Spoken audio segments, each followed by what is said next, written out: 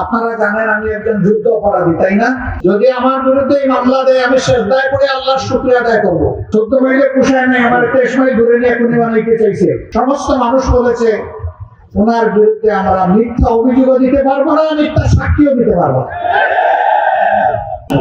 আইন শৃঙ্খলা রক্ষাকারী বাহিনীর উচ্চ পদস্থ কর্মকর্তা যারা, তারা ছিলেন আমার কুলাউড়ার মানুষ আমাকে যেভাবে ছিলেন, নিশ্চয়ই তারা সেভাবে ছিলেন না।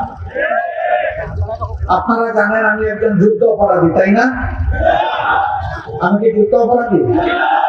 আবার বলুন, আমি যুদ্ধ অপরাধী। কিন্তু আপনারা জেনেছেন আমার বিরুদ্ধে যুদ্ধ অপরাধের মামলা দেওয়ার চেষ্টা করা হয়েছিল। আমার ছোট ভাই বদরুল ইসলাম, আপনাদের প্রিয় পরিচিত মুখ অ্যাডভোকেট এহসানুল মাহবুব জুবায়ের, আমার স্ত্রী, তারা আমাকে জেলে দেখতে গিয়েছিলেন। তখন একটা কথা বলবেন, তারা একটু হেসিটেট করছিলেন, বিব্রত হচ্ছিলেন। আমি বলছি নিঃসন্দেহে যা বলার তাই বলো, কোন বিব্রত বোধ করবো না। তারা বলছিল ভাবি সামনে আছেন। আমি বললাম ভাবি আমার জীবনের পার্টনার, তার সামনেই বলো, কোনো অসুবিধা নেই। আমি অনুভব করছিলাম তারা আমাকে কোনো দুঃসংবাদ দিতে এখানে এসেছেন, কিন্তু বলতে পারছেন না, বারবার যেন বাধাগ্রস্ত হচ্ছেন। এক পর্যায়ে যখন আমি তাদেরকে আশ্বস্ত করলাম, একবারে নিঃসংকোচে বলো, সাদা মনে বলো, খোলা মনে বলো, আমাকে ইনশাআল্লাহ সবরদারদের মধ্যে দেখবা। তখন তারা বললো যে আপনার বিরুদ্ধে যুদ্ধ অপরাধের মামলা দেওয়ার চেষ্টা করা হচ্ছে। আমি বললাম আমি কোন জায়গার মানুষ খুন করেছি? বলে অমুক জায়গার মানুষ আপনি খুন করেছেন।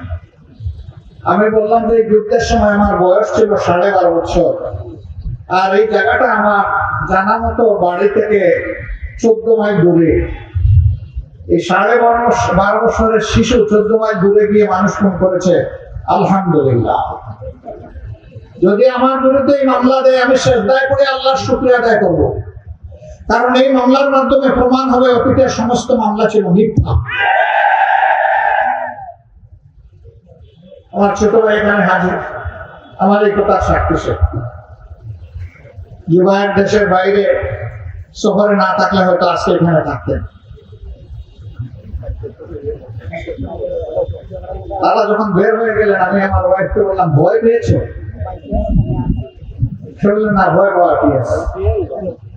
যার বিরুদ্ধে মামলা সেই যদি ভয় না পায়, আমি কেন ভয় পাবো?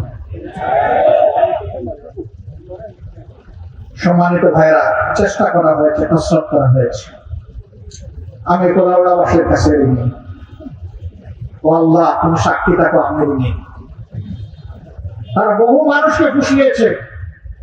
সমস্ত মানুষ বলেছে ওনার বিরুদ্ধে আমরা মিথ্যা অভিযোগও দিতে পারবো না, মিথ্যা সাক্ষীও দিতে পারবো না।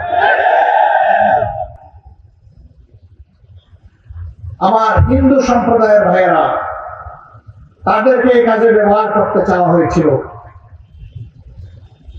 তারা বলেছে, আমি শুনেছি, তারা বলেছে ওনাকে কোনোদিন কোনো মানুষের ক্ষতি করতে দেখি নাই, আমাদের লোক হত্যা করার কোনো প্রশ্নই উঠে না। এরপরে জায়গা বদল করে আরেক জায়গায় চলে গেছে, যেটা 23 মাইল দূরে।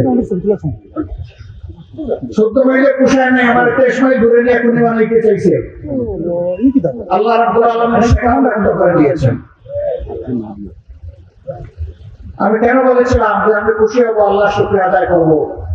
আমার এটা আস্থা ছিল, আমার বিশ্বাস ছিল। আমি ওই সময় জামাত ইসলামীও করতাম না, জামাত ইসলামীর ছাত্র সংগঠনও করতাম না।